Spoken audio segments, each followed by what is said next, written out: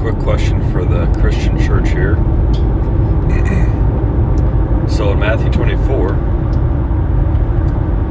when Yeshua says the first sign of the end is be not deceived, and then he proceeds to go on and say that there's going to be many false Christs.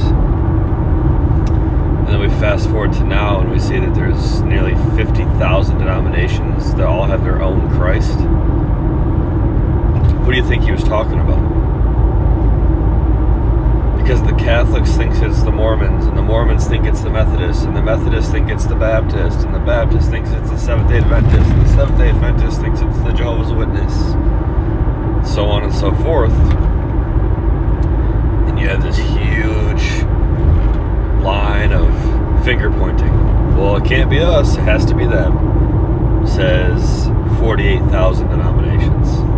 Right? No one wants to think that it's them. But they all have their own version of the Messiah.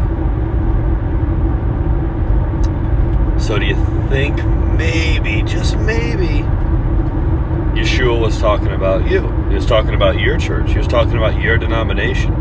He was talking about the current day Christian church who's left off the Deuteronomy 18 capital P prophet himself, Yeshua, for their own Christ that makes them feel nice. The tradition of men been passed down.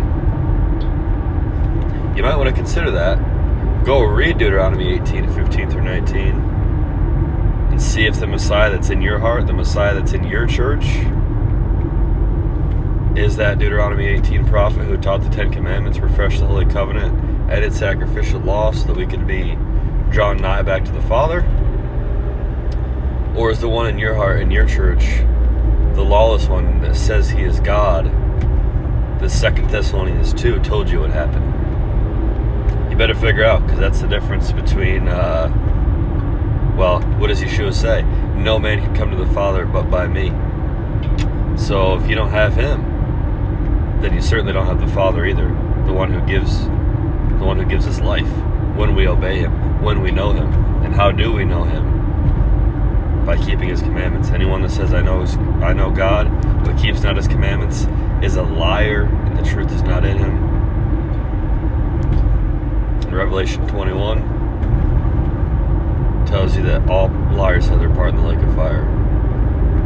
And this is why these questions need to be pondered and answered, because it is life and death, right? Spiritually, to know the Messiah versus to not know him, according to Scripture.